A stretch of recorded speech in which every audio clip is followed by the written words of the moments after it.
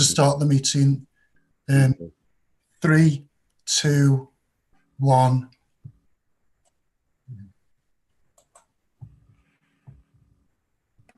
Okay.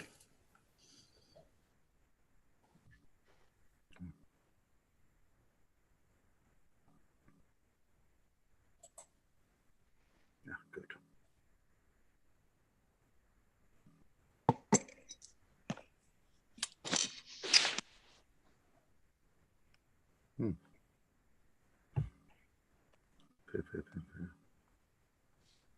Okay.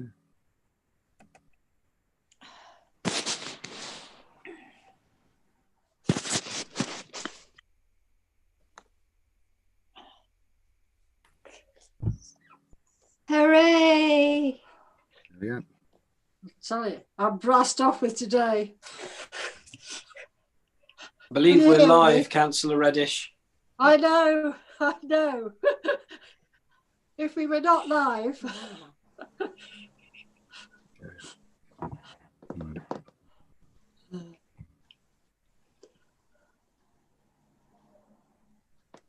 One. Oop, hang on. What happened there? Yes. Councillor. There you go. Oh. 1, Is it recorded? 2, 3, Because Councillor Fear is coming 7, in. 8, 9. I think we are now as here as we're likely to be. So looking round, I don't know. Let's ask Councillor Jill Williams whether Councillor John Williams is with us, because I can't hear you, Jill, because you're muted. He should be with us. He's sitting in the kitchen waiting. It's okay. He's now popped up. I can see right. the bottom of my screen. That's Councillor Northcote, Councillor Cooper. I think, Councillor Burgess, I think we are probably all right after that slight glitch to begin our meeting this evening. I looked to our officers. I think that's correct. That seem right? In that case, welcome to the first meeting of the Newcastle-under-Lyme Borough Planning Committee of 2021, and I'll take this opportunity to wish everyone a happy new year. And I propose to take our agenda as it is printed. So first of all, do we have any apologies this evening?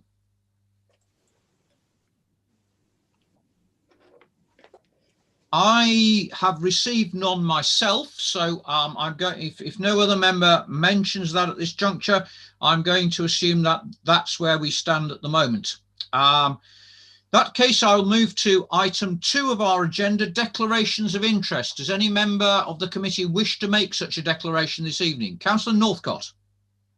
Thank you, Mr. Chairman. Item 5, the Aspire property, I wish to declare an interest as I sit on the Aspire board. Thank you. Thank you very much, Councillor. Are there any further declarations of interest to be made this evening?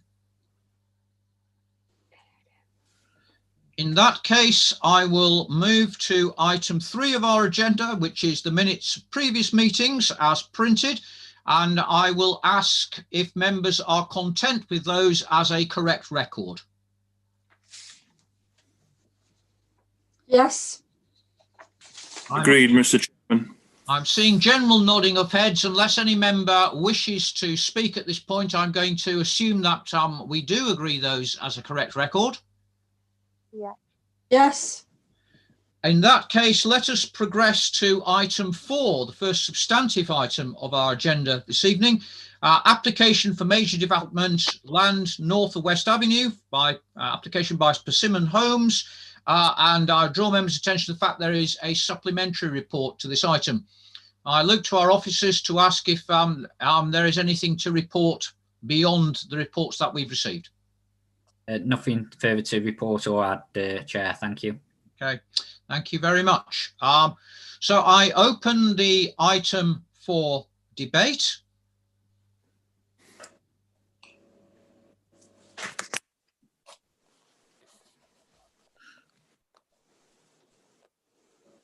And if members do not wish to speak to this item this evening, I propose to move to a vote. So I'm going to take the vote in the order that I see councillors on my participants list. Please do, because it overlaps the page, do tell me if I forget anyone. But I'll ask now whether members are in favour of the recommendations. And I'll begin with Councillor Mrs. Jill Williams. In favour, Chair. Councillor Northcott. In favour, Chair. Councillor Burgess. In favour, Chair. Councillor John Williams. In favour, Chair. Councillor Reddish. In favour. Councillor Maxfield. In favour, Chair. Councillor Owen. In favour, Chair. Councillor Holland. In favour, Chair. Councillor Northcott. In favour again. Sorry, Councillor, the screen is moving all over the place, so I do apologise. Councillor Cooper. In favour, Chair. Councillor Burgess.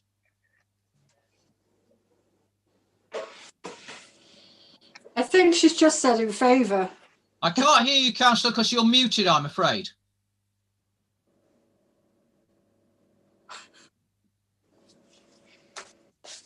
I think she did say in favour previously, Chair. Yes, she did. Yes, she did.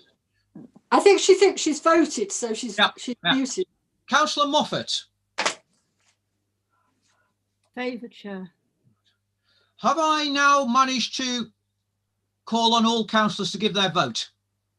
Yes. Excellent. In that case, that item is clearly passed. Let us progress to our next item, application for major development, land off Birch House Road by Aspire Housing. And again, I draw members' attention to the fact there is an additional document as well as the report. I now look to our officers to ask if there's any further information we need to be aware of this evening. No, Chair, there's nothing further to report. Thank you. Thank you.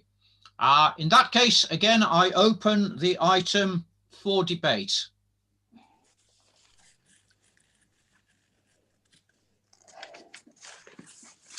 Move the recommendation.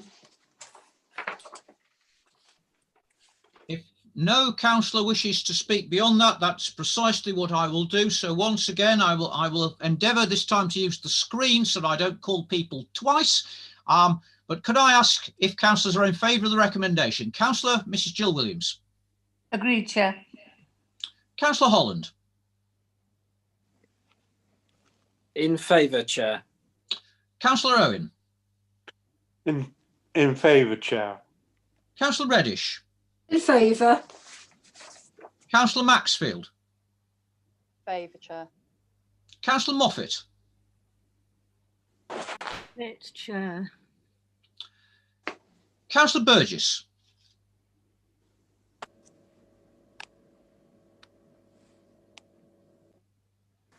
I'm afraid you're still muted, Councillor Burgess. I can't hear you.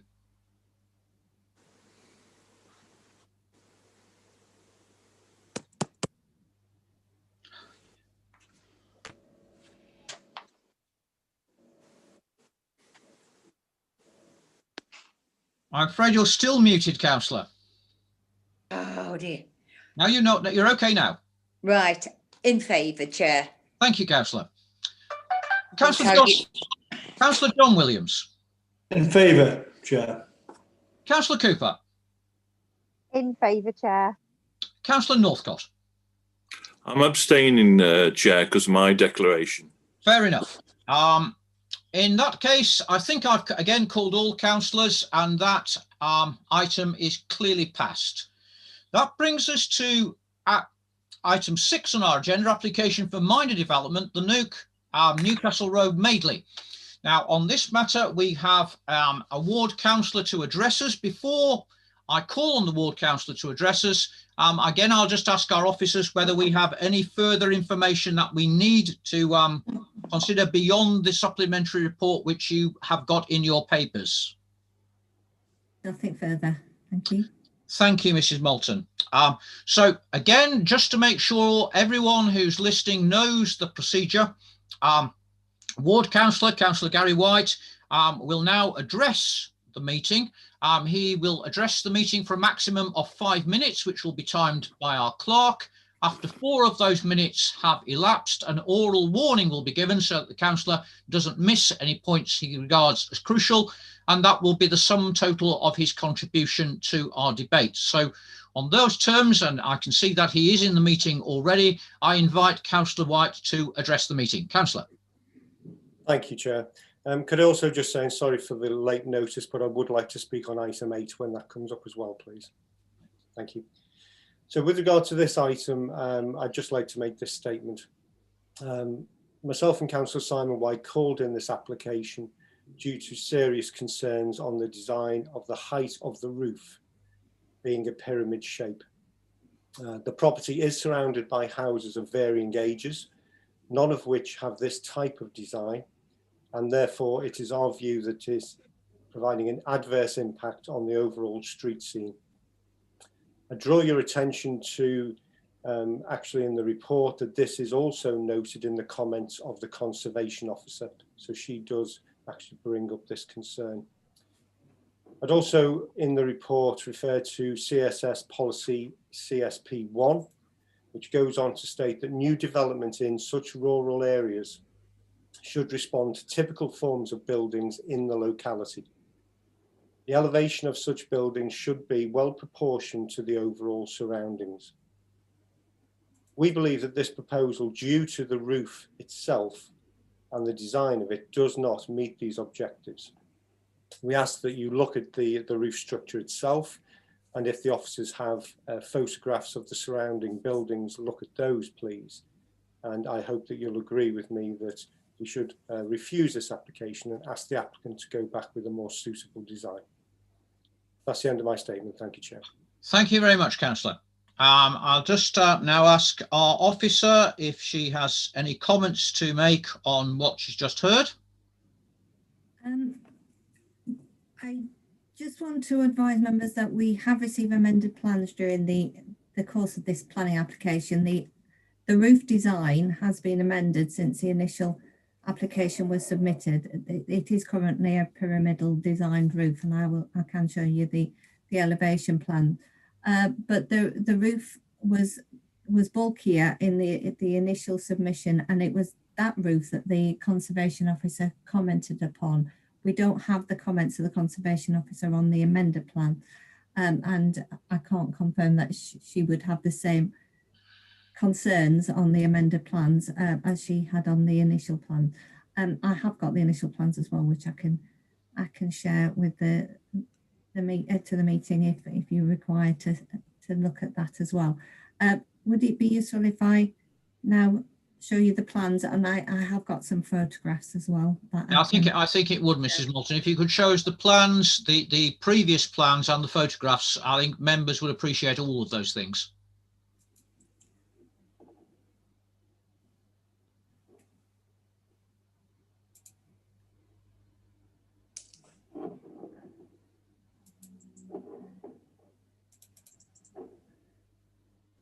Right, hopefully you can see a set of plans, sort of PDF versions of plans on there, and I can open up each one. So I think maybe first of all, it might be useful if I show you the site plan so you can get an idea of where it is. So when I show you the photographs, you can have a better understanding of the context. So hopefully you can see a plan showing the site. At the moment, Mrs. Moulton, I'm afraid I can't see anything except your list of PDFs. Right. Well, likewise. Right, let's stop the sharing and I'll try a different method. Just bear with me.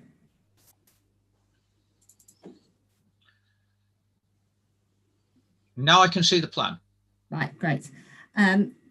Okay, so this is the site. So the existing property, the Nook, fronts onto Newcastle Road, and the application site is the rear garden of that property, and you can see the proposed dwelling within that rear garden, and that fronts onto Crewe Road with the access off Crewe Road as well. So the proposed dwelling is served by the existing access off of Crewe Road, and then as part of the outline planning permission, a new access was permitted to the Nook off of Newcastle Road, serving 2 parking spaces. Right, I will now show you the plans of the elevations. Bear with me.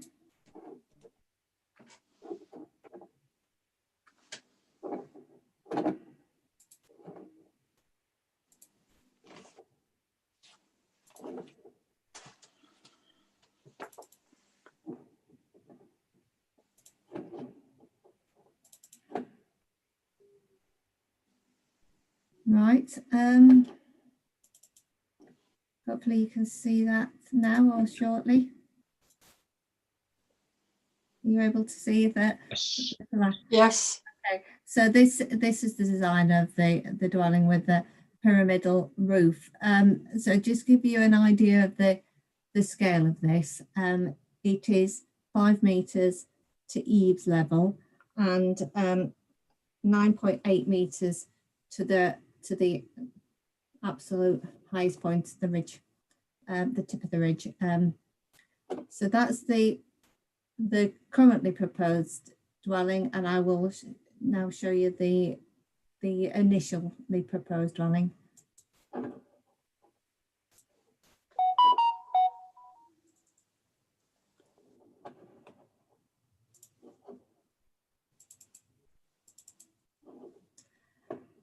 Right, hopefully you can see that shortly, if not already. So so it was much bulkier roof as initially designed, with some half hips added in the corners. So it was quite a bulky building. I think the dimensions were similar to what are now proposed. But yes, so some of the bulk of the roof is gone because of the amendments that have been submitted. So I'll go through the photographs.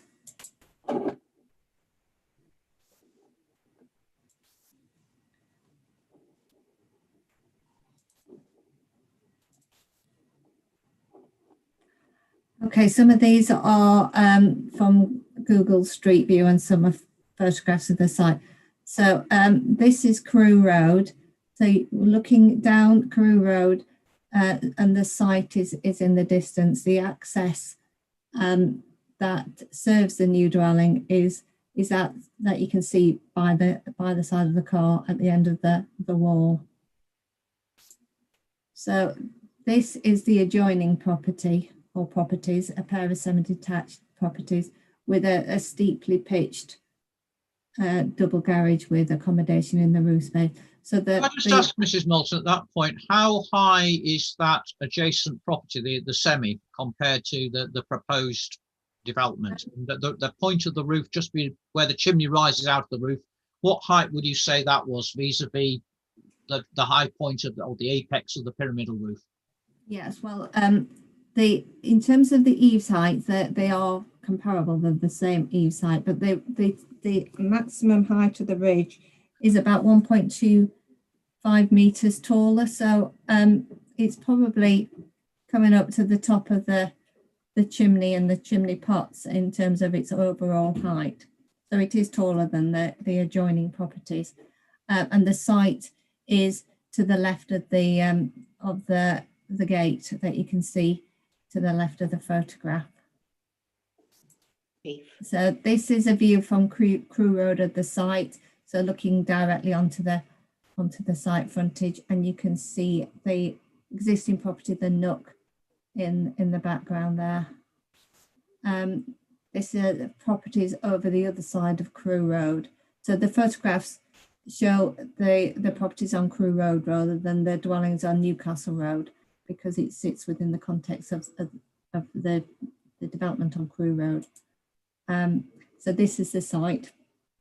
This is the garden area where the dwelling will be constructed, and the access is the hard surfaced area to the foreground. So the properties that you can see are those onto Crewe Road, and that's the rear of the adjoining bungalow of the dwelling next to the nook. That's fronts onto Newcastle Road. So and it's not seen from Crewe Road, so it's just a photograph from within the site, and this is looking down the access. So that garage there is on land adjoining the application site. The application site is to the other side of that garage, and that is another view of the steeply pitched garage that you saw in one of the earlier photographs.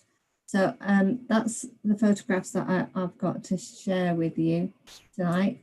If you want me to go back to anything, let me know and I can open up plans and photographs again. I'd just like to ask two questions, if I may, Ms. Moulton. The first one is as regards the two plans you showed us. I noted in the initial plans that the hipped roof, there were windows in the roof space. Are there going to be similar windows in the roof space of the pyramidal building? Roof, I beg your pardon.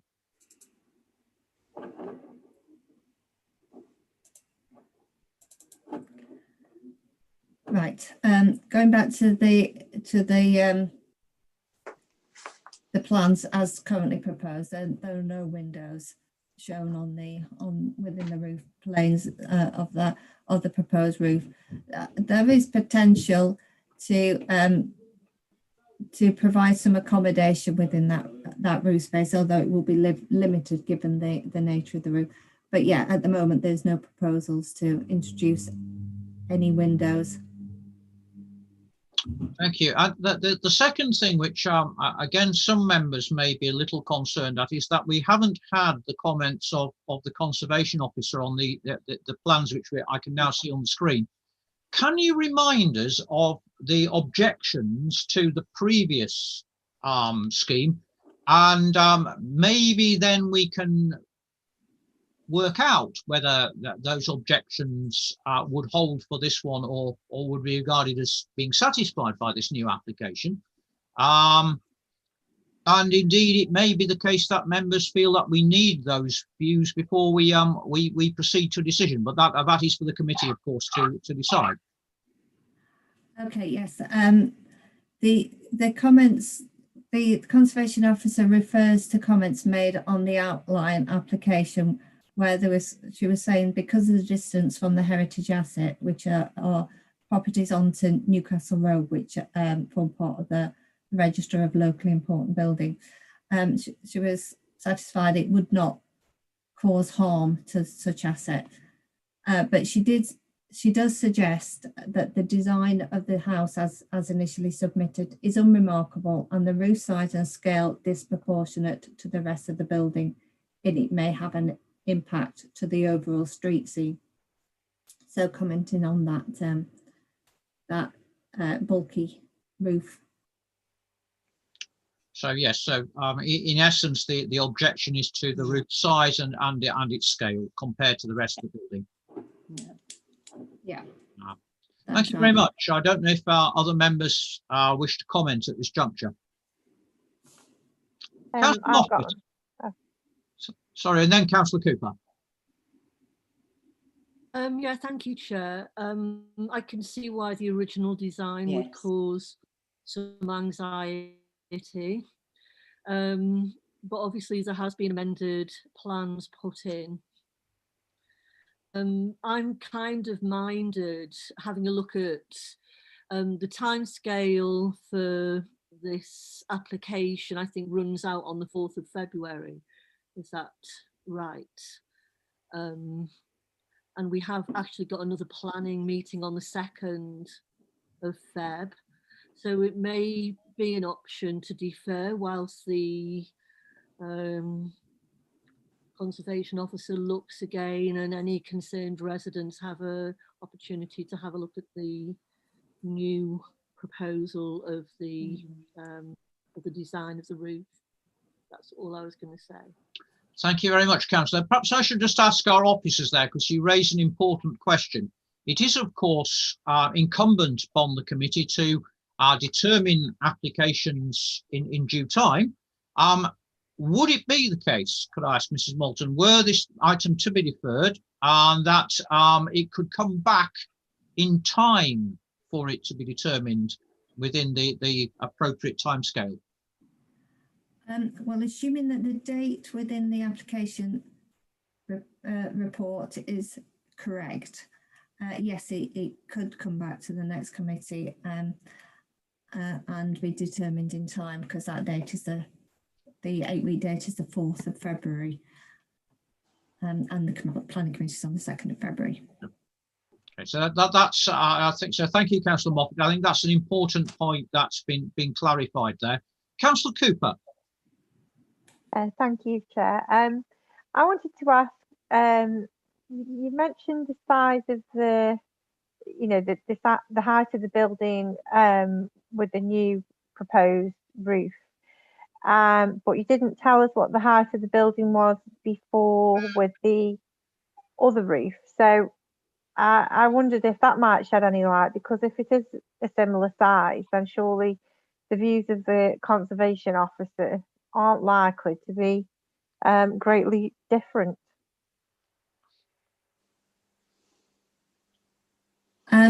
Well, the conservation officer is talking about the roof size and scale rather than the height.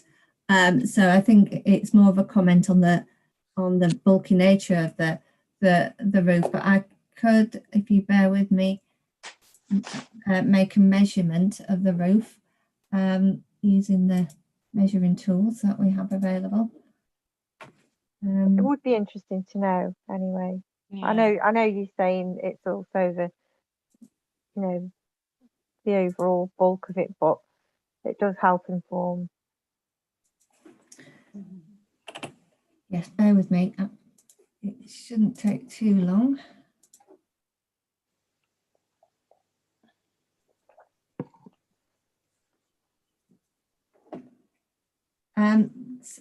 So I think it's very similar, if not identical. It's difficult to measure 100% accurately this way, but yeah, I think they're both from eaves to ridge, approximately 5 meters or just shy of 5 meters. So they are comparable in terms of the overall height, but not comparable in terms of the bulk and the massing of the roof. Okay, thank you. Don't know if and there are any other comments from members.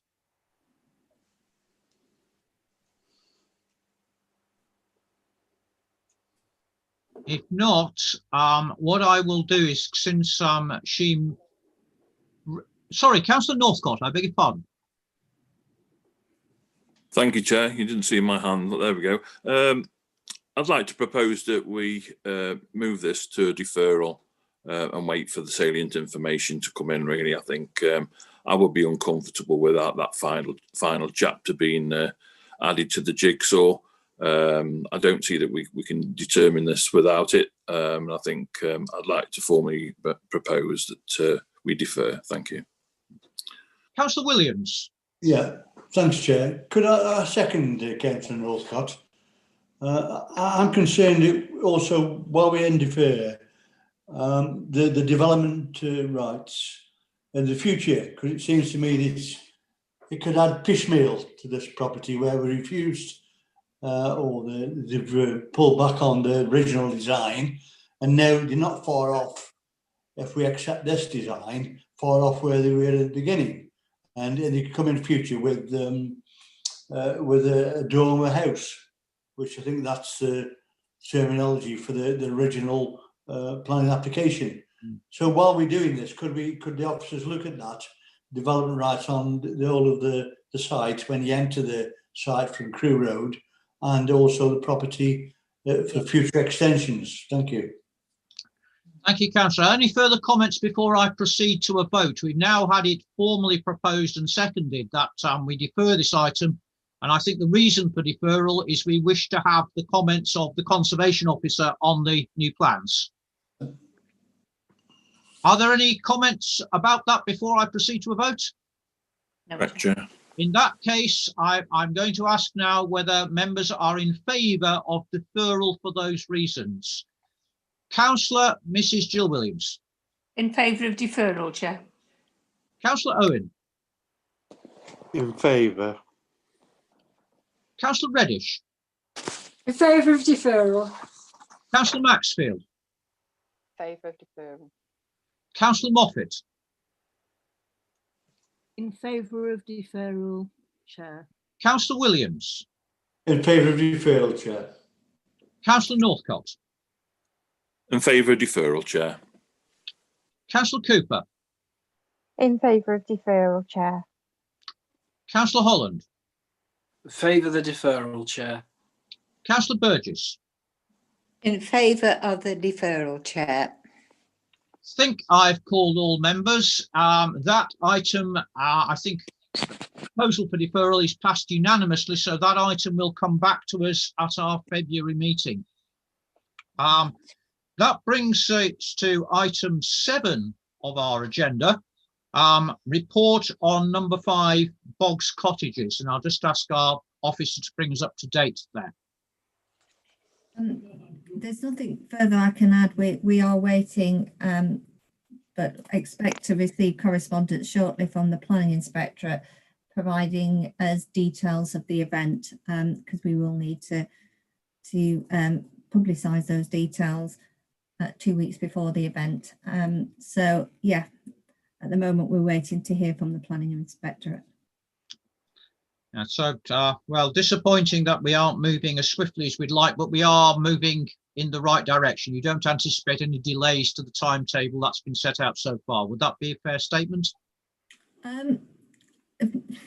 It's a bit difficult to say. I mean, we've no reason to think that, we've nothing from the Inspectorate to suggest that there will be a deferral, but whether the tighter restrictions that have been imposed may make them reconsider the hybrid or the blended hearing that they are proposing.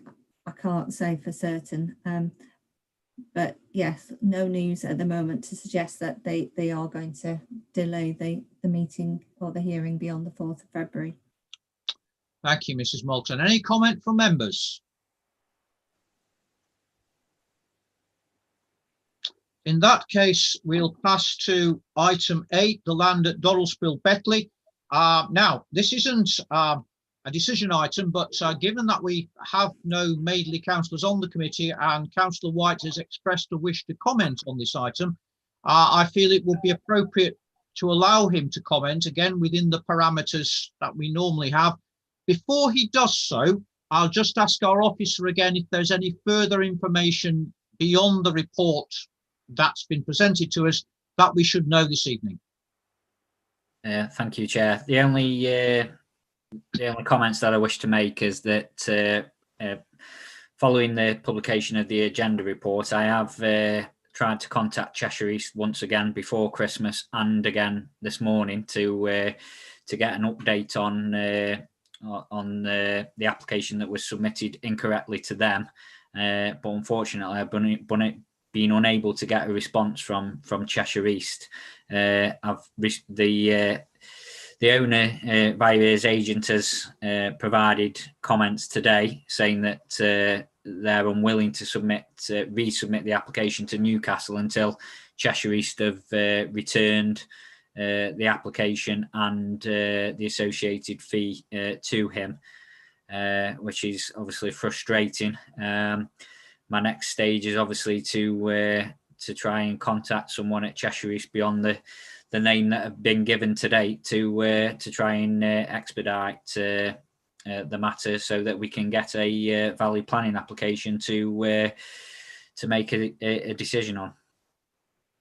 Thank you very much, Mr. Bromley. I'm sure the committee would A, like to thank you for trying to contact the neighbouring authority, and B, share your disappointment in the fact that we don't seem to have been able to open proper line of communication there. I'll now call upon Councillor White if he wishes to comment on this statement, and then I'll open it for further comment from committee members. Thank you, Chair, for allowing me to speak on this. What I basically just wanted to say to committee members was to remind you all that the reason that Donald's Pool is in front of you and has been for over a year now is because of historical breaches and continual breaches on a number of occasions. And that's why it is brought back in front of you. Now, the fact that this track has continued not to be completed does cause a lot of concern for the immediate community. It causes issues in the road infrastructure and the cleanliness of it, and the ability for the landowner to actually carry out his legal obligations, particularly with environmental matters. So it's disappointing to hear what I've just heard, and clearly it says to me that the landowner is actually using this as an excuse not to get a valid application back in front of us. And the fact that your officer is having to chase on a regular basis says to me again that we're wasting valuable officer time on somebody that is abusing the system. And I just encourage you, if you do have the powers, to try and put a time limit on this, please. Thank you. Thank you very much, Councillor. I don't know if other councillors have any comments to make at this point. I think what sorry. I think Councillor Holland is one. I beg your pardon, Councillor. Thank you, Chair. Only to ask, is the very unfortunate situation that the landowner appears to be in of having erroneously made an application to a neighbouring authority, is that relevant when it comes to any enforcement action that we would seek to take? I appreciate that there's been a mistake made, but is that relevant to us as an authority seeking to enforce building control? It's a question for our officers. Well, as far as the works to complete the track, I'm not aware that works have recommenced since the condition in particular lapsed. So as far as your officers are concerned, there is no current breach of planning control. When we carried out a site visit in mid-October, it was at that point that the owner indicated that he did wish to complete the track, and that was the reason why we invited the planning application, so that a balanced decision could be made on whether that would be acceptable or not. And so that is the reason why we've asked for the planning application to be submitted. But in the absence of any complaints and the fact that we're not aware that the works to the track have recommenced, we don't believe that there's a current breach of planning control that we can take action against. If obviously in the future those works remained not completed and had a impact on, I don't know, the appearance of the landscape or the green belt, then we may want to look at making a decision on whether it's expedient to take enforcement action against the works that have been carried out and remain incomplete. But that's something that we'll need to review. But because the owner has indicated that he does wish to complete the track, and that a planning application is required for him to be able to do that, I think that's the focus of officers at the minute, is to try and get a valid planning application. It's just unfortunate that Cheshire East aren't responding to my communication, and I think the next step is to obviously escalate that within Cheshire East, because that would obviously help us to push the owner to get a planning application submitted to Newcastle. Thank you very much, Mr. Bromley. There is an awkwardness here, and I think perhaps we have an advantage in that Councillor Northcote is on the committee. I'm wondering if we could ask him whether, as the portfolio holder for planning, whether he could contact his alter ego in Cheshire East and ask that the planning department there take some action to resolve this problem. Happy to try that route, Chair. Thank you very much, Councillor. I think we do need to break a logjam somehow, and that just seems to me a potential way that this may happen. Before we move on from this item, and indeed from item 7, we have had these items brought back to us on a regular occurrence, not at every meeting, but at every other meeting. Are committee members minded that we should continue with that practice? Yes, sure. Yes, especially on Doddlespool. I think we do need to keep our head above water. So I'm seeing a lot of nodding heads on screens. So if I could ask our officers that for those items to be brought back, I don't think we should count the extraordinary meeting of the committee next week as part of that cycle. So not at the following meeting, but at the one after that, so to speak. Yeah, so the regular cycle of meetings. Are there any further comments to be made before we progress to item 9? In that case, let us progress to item 9 and think about the update on the breach of planning obligation at Silverdale. And again, I'd look to our officer to see if we've got further information on this item. No, nothing to update as yet. We did write to the developer setting out the recalculated contributions that were outstanding, and we're waiting to hear back from them. I will chase that up in the next week, given that they had a couple of weeks prior to Christmas. They should have had opportunity to consider the contents of their letter and provide a response. So I will chase up if I haven't heard back from them. But so far, they've not provided a response.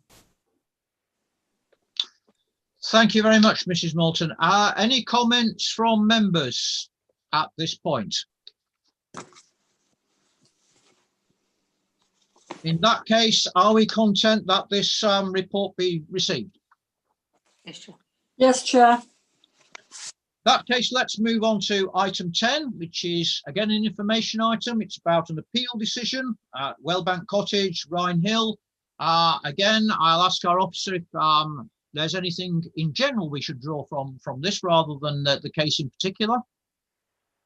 No, nothing particular. It was an inspector agreeing with our conclusions that it was inappropriate development and there was no very special circumstances. So nothing unusual or particular to draw from this appeal decision.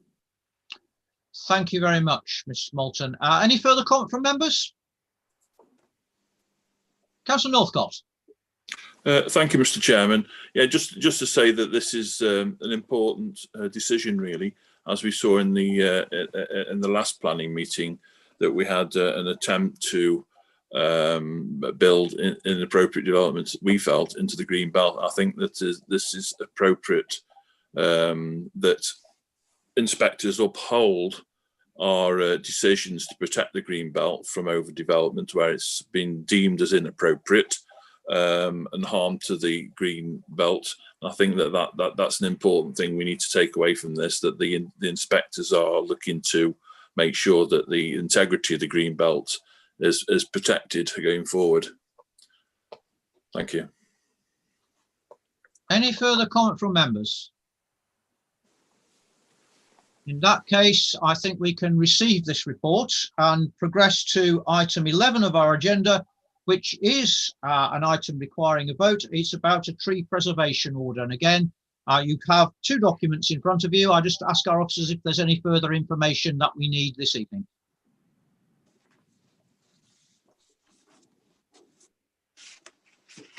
There's no further information that's needed other than the two reports. Thank you. Thank you very much. I therefore open comment from members.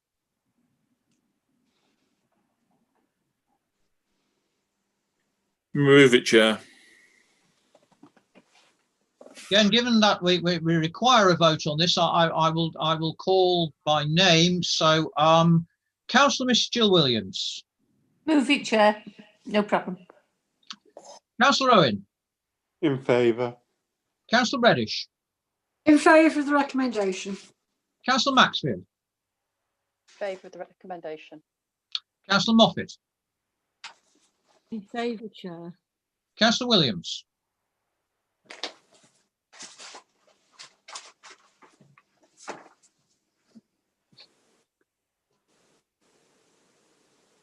Councillor Williams. Yeah, it's a bit slow in when I press the button. But yeah, in favour, Mr. Chair. Thank you. Thank you, Councillor. Councillor Northcott, In favour of the recommendations. Councillor Holland, In favour, Chair. Councillor Burgess, In favour, Chair. Councillor Cooper.